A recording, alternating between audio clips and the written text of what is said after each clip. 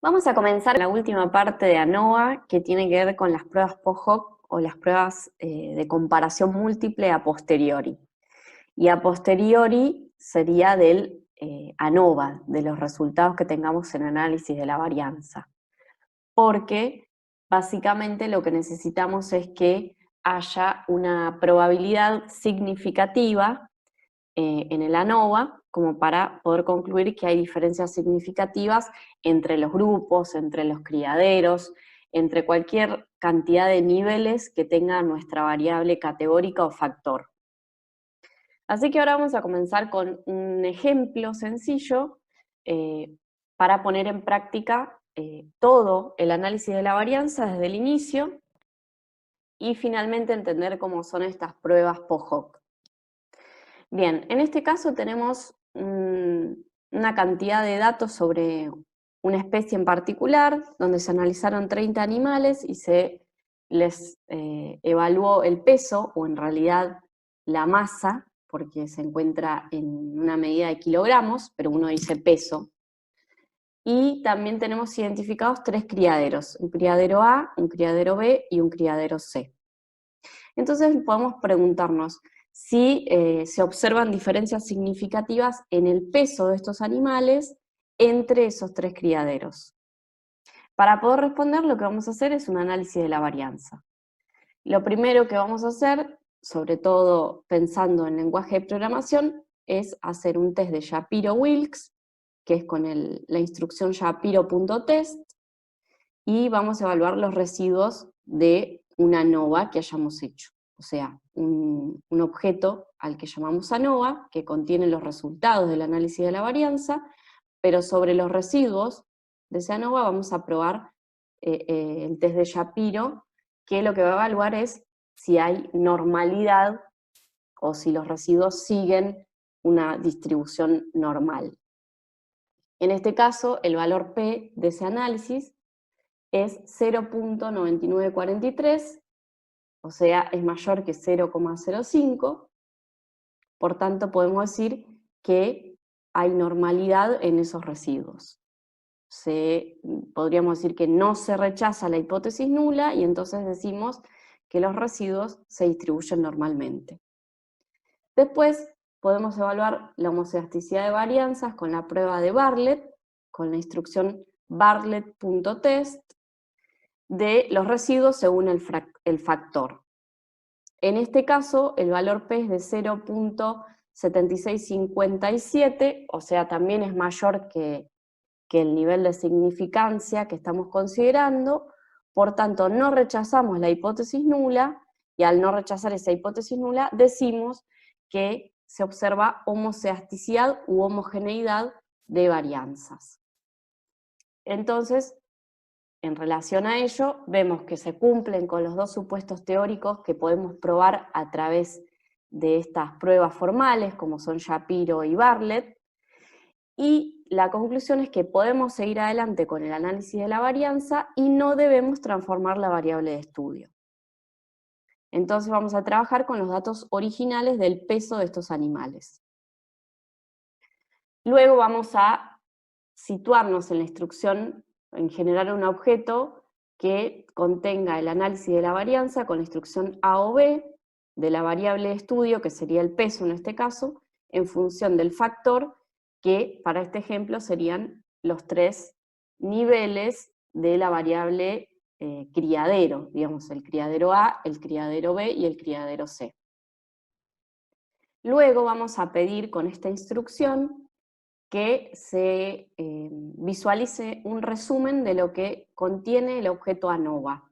Y en este caso lo que arroja R es la tabla de Fisher que hemos visto en otros videos, donde se ve el factor que sería básicamente la situación entre grupos, y los residuos que serían la parte intragrupal. Vemos los grados de libertad entre grupos e intragrupos, las sumas de cuadrados entre grupos e intragrupos, el cuadrado medio entre grupos y el cuadrado medio intragrupal, cuadrado medio o varianza, y luego la razón de Fisher, que se calcula dividiendo el cuadrado medio mayor o entre grupos, dividido el cuadrado medio menor o intragrupos, y el valor P asociado a este valor o a esta razón de Fisher. Fíjense que en este caso la probabilidad que le corresponde a esa razón de Fisher es igual a 0.000691. Si lo queremos redondear, podríamos decir 0.0007 aproximadamente.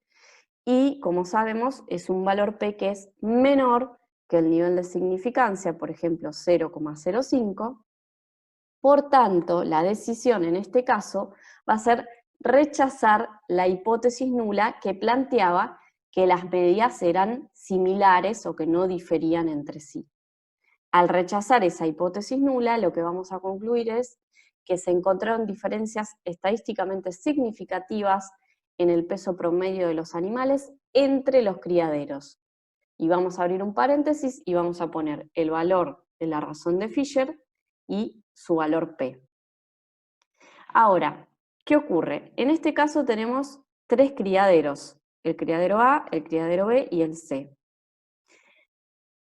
Estamos diciendo que se encuentran diferencias significativas entre ellos. Lo que pasa es que, como no es como en el test de T, que evaluamos dos grupos, y si decimos que hay diferencias significativas, sabemos que un criadero difiere del otro, o que uno es mayor que el otro, y lo podemos identificar sin tener que pasar una prueba a posteriori. En este caso, como no se sabe dónde están esas diferencias, porque son tres grupos, tenemos que realizar una prueba post-hoc.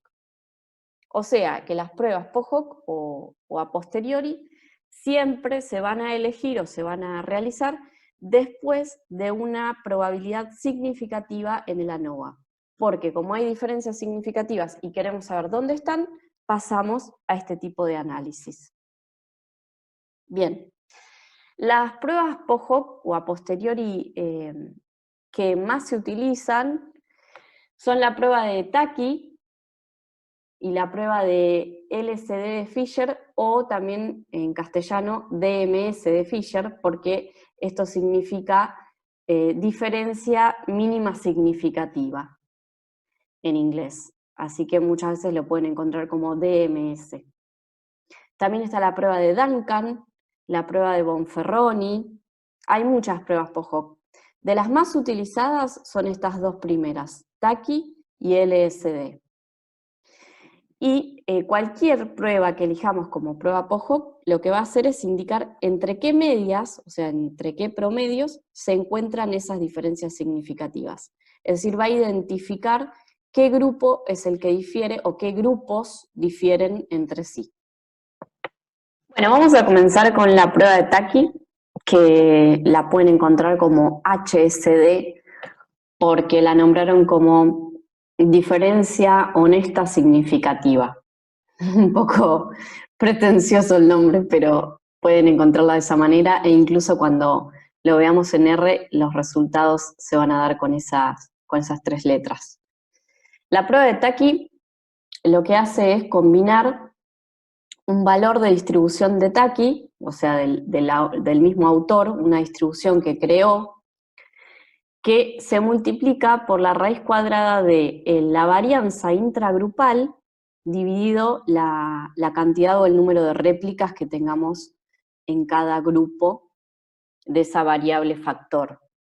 Entonces, si recordamos, en este caso, el cuadrado medio, la varianza intragrupal, era de 10,21, así que ese dato es el que va a estar dentro de la fórmula, y el número de réplicas serán 10, porque eran 10 datos del peso en cada uno de esos tres criaderos.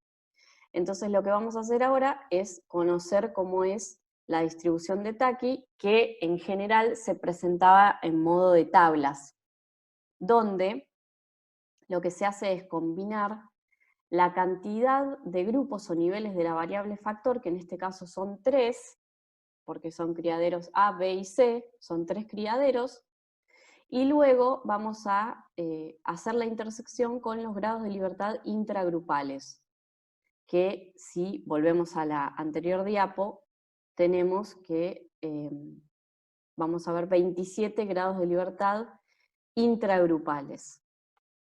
Entonces, 3 grupos o 3 criaderos y 27 grados de libertad intragrupal nos da un valor de tabla de la distribución de Taki de 3,51.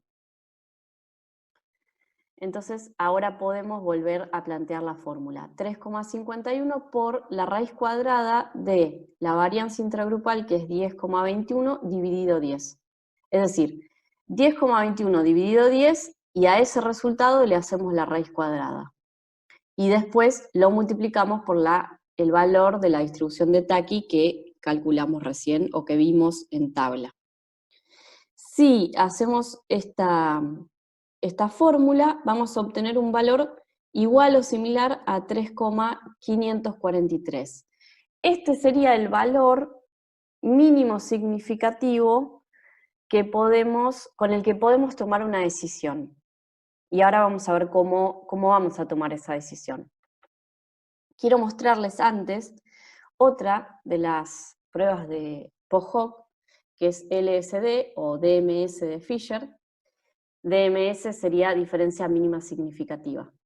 Bien, entonces la fórmula que tiene esta prueba es hacer la distribución de student, ya no la de Taki, esto es lo que cambia en la fórmula, y se multiplica por la raíz cuadrada de el doble de la varianza intragrupal dividido la cantidad de réplicas.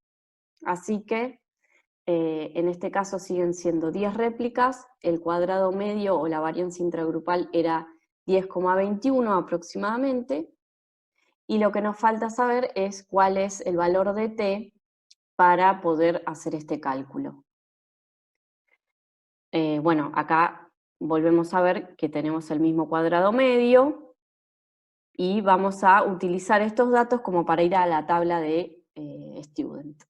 Lo que vamos a hacer es una intersección entre el error alfa dividido 2, es decir, de manera bilateral tenemos 0,05 dividido 2 es 0,025, que sería cada una de esas colas bilaterales, y lo vamos a hacer, digamos, una intersección con los grados de libertad intragrupales, que eran 27. Entonces, cruzamos estos dos datos y nos da un valor de t de 2,0518. Lo vemos plasmado en la fórmula, y entonces cuando hacemos interactuar todos estos datos nos da aproximadamente un valor de 2,932. Entonces tenemos un valor mínimo para Taki y un valor mínimo para LSD, y ahora vamos a ver qué significa cada uno de estos valores.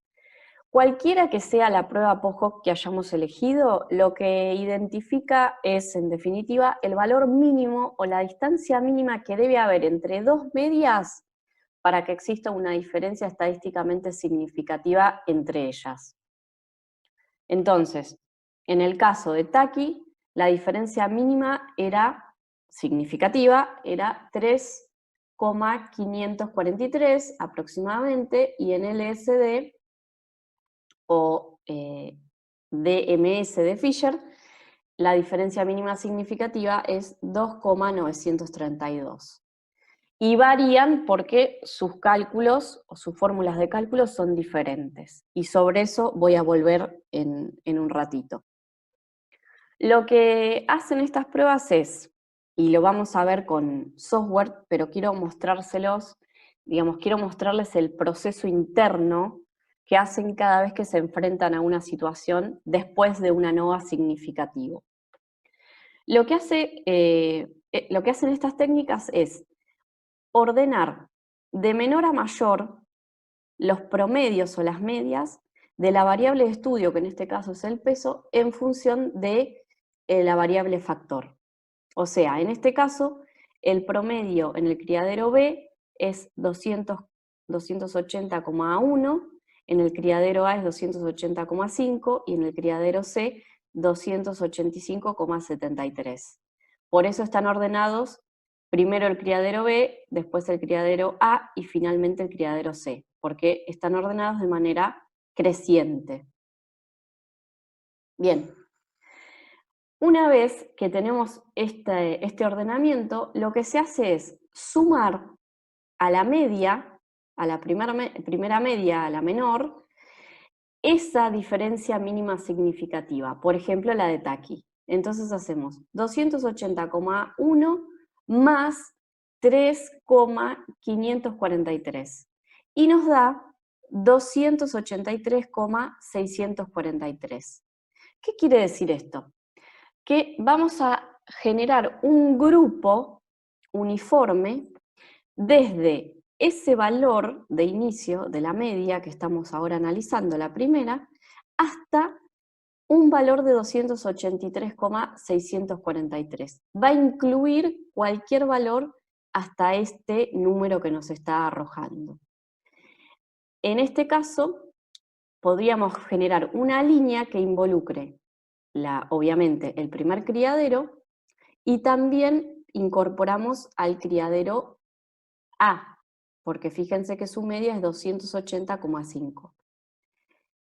Ahora, el tercer criadero, el criadero C, su promedio es de 285,73. Es mayor que este valor que les acabo de decir. Entonces, ese criadero no está incluido. Se incluye hasta el criadero A. Bien, ahora vamos a seguir con el siguiente promedio, que es el del criadero A, que es 280,5. Si le sumamos la diferencia mínima significativa de Taki, nos da un resultado de 284,043. O sea, que la línea va a empezar en ese punto, en el criadero A, pero después no puede continuar hacia abajo porque solo incluye hasta este valor que les acabo de nombrar y el siguiente promedio es mayor. O sea, no está incluido. Por tanto, es un punto que empieza y termina en el criadero A. ¿Qué ocurre con el último grupo? Si sumamos al promedio del criadero C la diferencia mínima significativa, nos da este valor que vemos aquí, que es de 289,268. Lo que pasa es que como no hay otro grupo, no tiene ningún sentido pensar en proyectar una línea hacia abajo, así que es un punto que comienza y termina en el mismo grupo o en el mismo promedio, porque no hay ningún criadero más. Bien, si una vez que ya tenemos estas líneas y puntos, la idea es que mirando de derecha hacia izquierda, todo punto o línea que quede completamente contenida en un punto o línea anterior va a ser descartada. ¿Cómo sería esto? Fíjense, este punto no tiene nada que lo tape completamente en estas anteriores columnas. Por tanto, este punto queda. Ahora, este punto de aquí está contenido completamente en la línea anterior. Por ende, se elimina. Entonces nos quedaría una situación donde tenemos un grupo homogéneo que lo forman el criadero B y el criadero A, y otro grupo por separado que está conformado solamente por el criadero C. Podríamos entonces transformar esto en letras, pensando que letras distintas implican diferencias significativas. O sea, el criadero B y el criadero A comparten la misma letra, entonces no habría diferencias significativas entre sí, pero el criadero C no comparte, tiene otra letra, entonces en el criadero C estarían las diferencias significativas en relación a los otros dos criaderos, A y B. Bien, lo mismo ocurre, la misma reflexión y el mismo razonamiento con cualquier otra prueba, por ejemplo, en este caso con LSD. Lo que ocurre aquí es que vamos a hacer lo mismo, o sea, vamos a ordenar de menor a mayor las medias y luego vamos a hacer la suma de cada promedio más la diferencia mínima significativa, vamos a obtener el valor en esta columna y vamos a ver hasta dónde se proyectan las líneas o puntos. En este caso, fíjense que lo que nos dice es que podemos ir desde el criadero B, desde el 280,1, hasta el valor que sea 283,032. Incluye, si se fijan por el valor, al criadero A, pero no incluye al C. O sea que la línea iría desde el criadero B hasta el A. En el caso del criadero A, cuando sumamos la diferencia mínima significativa, nos dice que podría ir hasta un valor de 283,432, y como el criadero C es mayor, la línea queda como un punto que comienza y termina en ese promedio, porque no se lo permite, o sea, puede ir hasta este valor, pero el siguiente grupo es mayor, entonces ya la línea no se puede proyectar. Y por último, lo mismo que le decía en relación al último razonamiento, ¿no? Que podemos sumar ese promedio en relación a la diferencia mínima significativa, pero no vamos a proyectar nunca hacia abajo porque no hay más grupos. Entonces va a ser un punto que comienza y termina en ese último criadero. Y el mismo pensamiento, todo punto o línea que quede completamente incluida en una columna anterior o en una línea o punto anterior, se va. En este caso, como no tiene nada por delante, queda, en este caso, este punto está completamente incluido en esta línea precedente, entonces se va, y si transformamos estos agrupamientos en letras, podemos decir que el criadero B y el A conforman un grupo homogéneo y que el criadero C es diferente significativamente en relación a A y a B. Bien. ¿Qué es lo que hacen algunos programas? Algunos programas generan cruces, y esas cruces que se ubican en distintas columnas implican diferencias significativas. O sea que podemos ver algunos programas que dicen, bueno, la misma columna es un grupo homogéneo, distinta columna es otro grupo.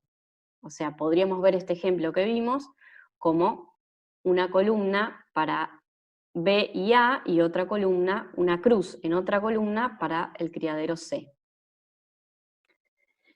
En otros programas podemos ver lo que ya les había mencionado antes, que es letras distintas implican diferencias estadísticamente significativas. Entonces pueden ver el criadero B y el A con la letra A, o sea, un grupo homogéneo, y el criadero C con la letra B. Y en este caso, si se fijan, ciertos programas ponen la primera letra del abecedario indicando al grupo que tiene el promedio significativamente menor. O sea, fíjense que para los criaderos B y A, los promedios son significativamente menores en relación al criadero C. O sea, la primera letra del abecedario indica lo que es menor, y sucesivas letras, las crecientes, van a indicar promedios mayores. ¿Qué es lo que pasa cuando trabajamos con R?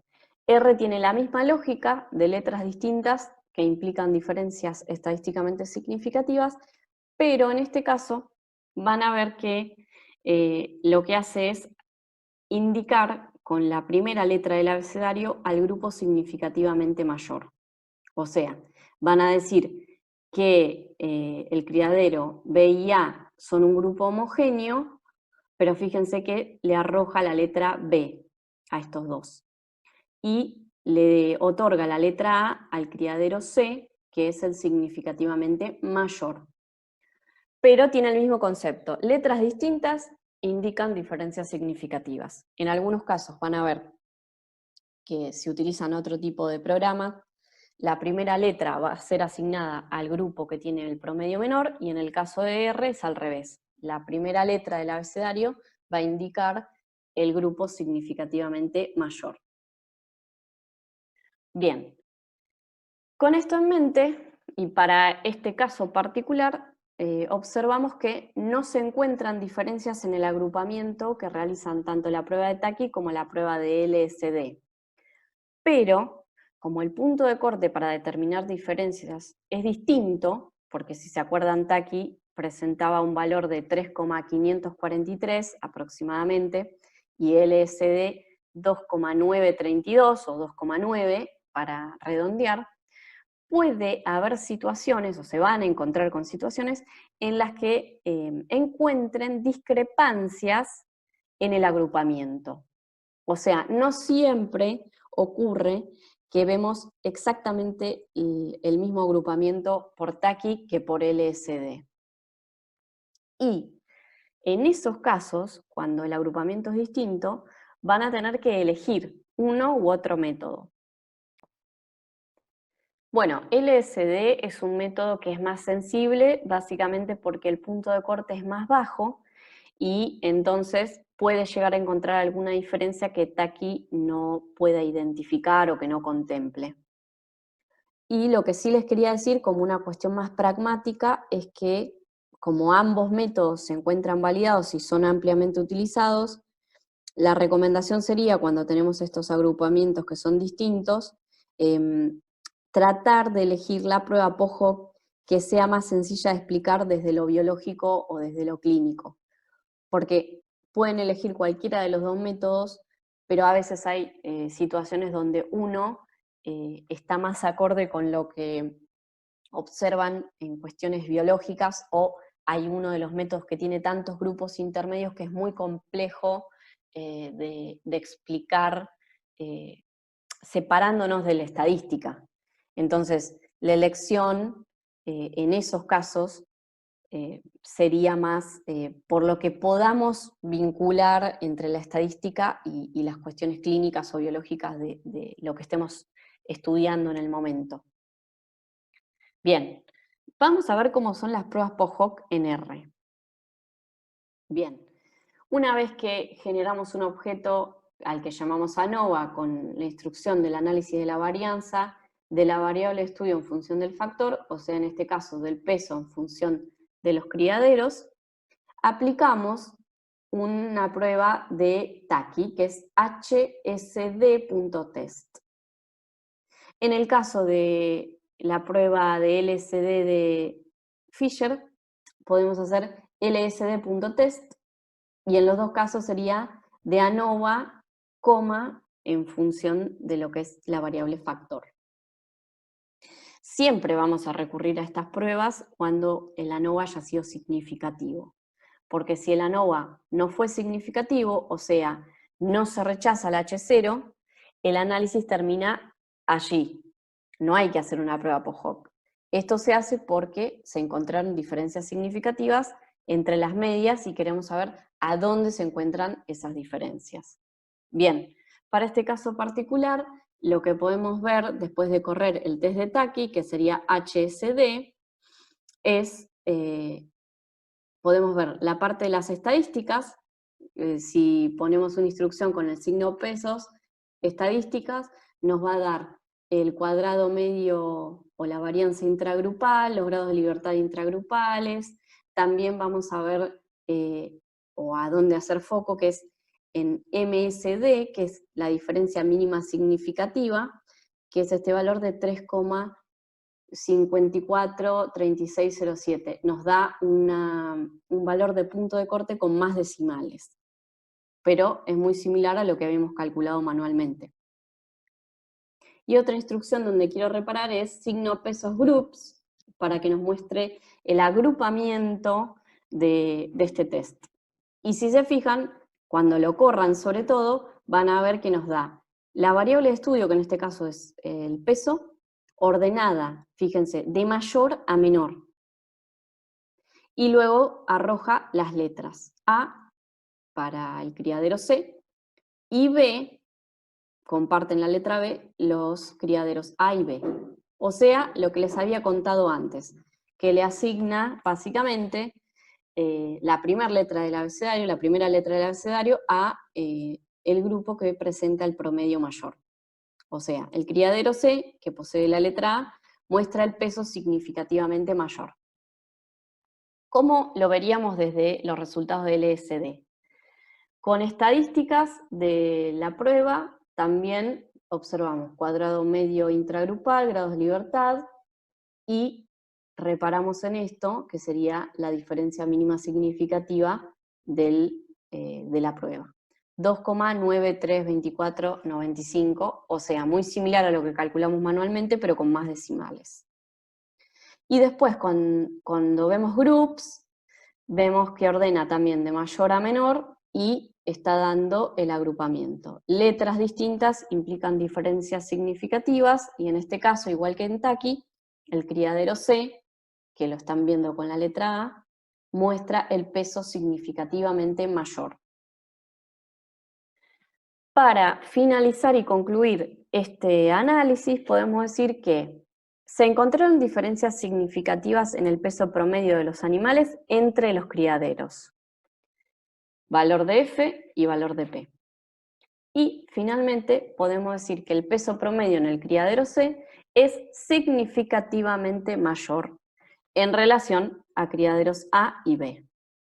Como ven en el box plot o en el gráfico de cajas y bigotes, estamos observando justamente eso que se dice en palabras después de aplicar un test de TACI o un test de LSD con el gráfico. Vemos cómo se aleja el promedio del peso en el criadero C y se aleja de manera significativa y de manera superior. O sea, que el peso promedio es significativamente mayor. Finalmente, quiero decirles que en la parte práctica de la clase van a desarrollar el análisis de la varianza desde el principio hasta el final, incluidas las pruebas post-hoc, que sería el objetivo de esta clase, para los casos en los que corresponda, y prestando atención en todo el concepto y todo lo que estuvimos viendo estas clases sobre ANOVA. Los supuestos, las transformaciones si es que son necesarias, el valor P de la ANOVA y el uso de las pruebas post-hoc y cómo se interpretan. Y finalmente quiero comentarles que ya la próxima clase vamos a pasar a desarrollar lo que es la prueba de Kruskal-Wallis. Cuándo se utiliza, cómo es el procedimiento y cómo interpretamos todos los resultados. Ahora sí, los dejo con la parte práctica.